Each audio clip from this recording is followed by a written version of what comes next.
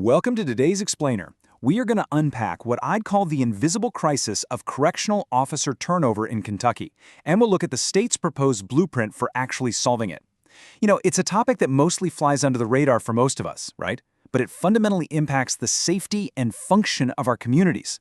We're talking about a wildly demanding profession. It requires split-second judgment, immense emotional resilience, and yet these facilities are struggling just to keep their doors properly staffed.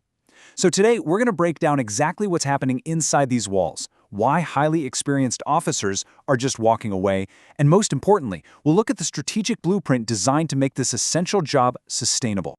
Okay, let's dive right in by defining the absolute baseline rule that makes this such a high-stakes issue. It's simple. Jails literally never close. Kentucky jail standards mandate what's known as 24-hour awake supervision for full-service facilities. And listen, this isn't just some loose guideline. It's a strict administrative regulation.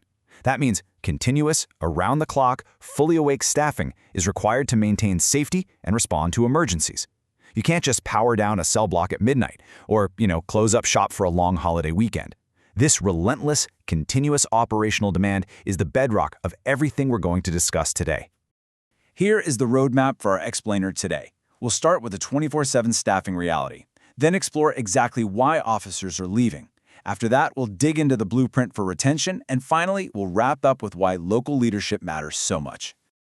All right, Section 1, the 24/7 staffing reality. Let's look at this staffing challenge. So, correctional officer retention is arguably the single most important staffing issue facing Kentucky jails right now. Why? Because state regulations set those strict minimum staffing expectations we just talked about.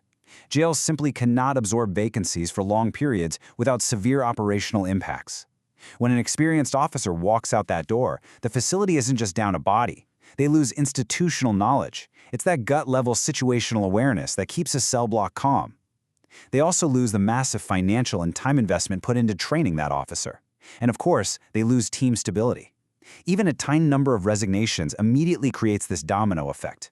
Massive overtime pressure, extreme fatigue, and tanking morale for the staff who are left behind to cover those mandatory 24-hour shifts. Moving on to Section 2. Why are officers leaving? Let's get into the root causes. Retention problems rarely stem from just one single thing. In Kentucky jails, it's really a perfect storm of pressure points. Officers are working nights, weekends, holidays, the whole shebang.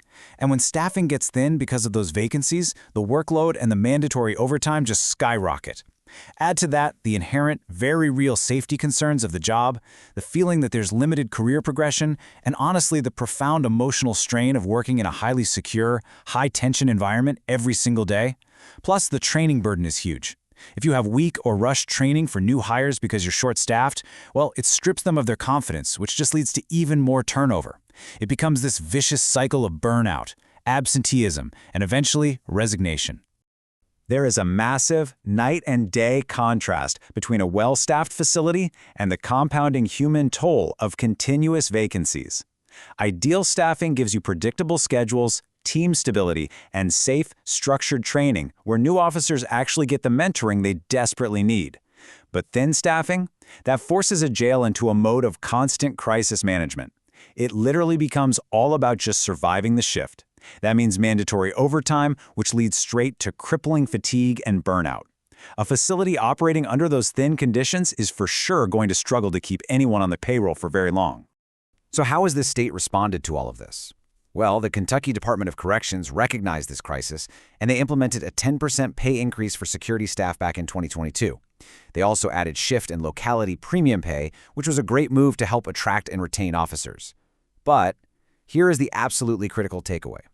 While competitive compensation is an absolute necessity, people have to pay their bills, it is not a complete solution. Think about it.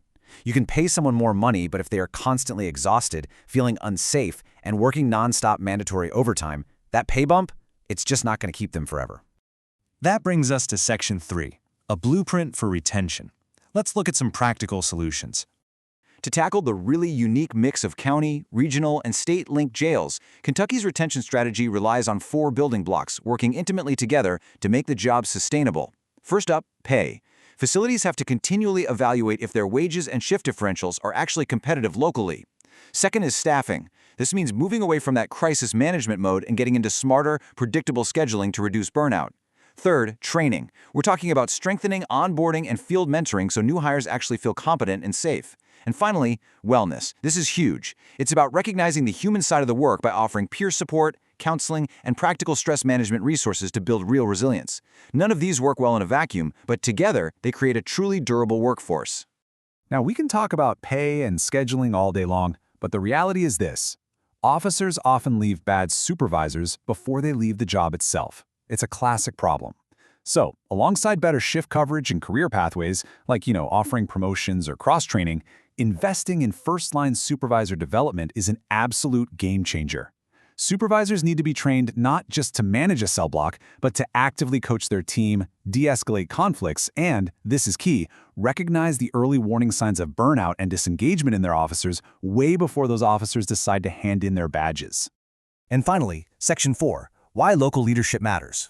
It really comes down to culture and data. You see, retention isn't something that's solved entirely in the state capital. County jailers, governing authorities, and local administrators play a massive role. In a high-stress environment, trust is quite literally a retention tool. Local culture matters so much.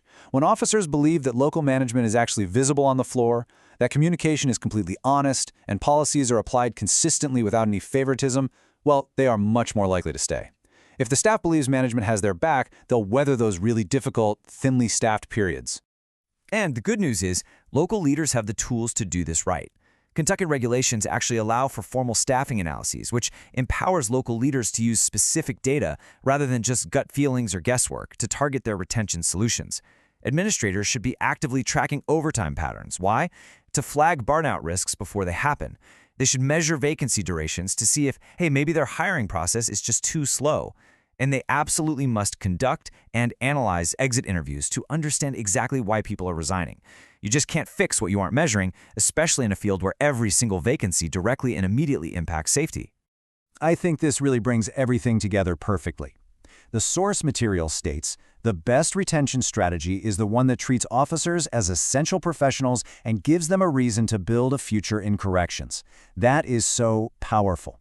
It reminds us that retention isn't just some dry HR metric about filling open posts.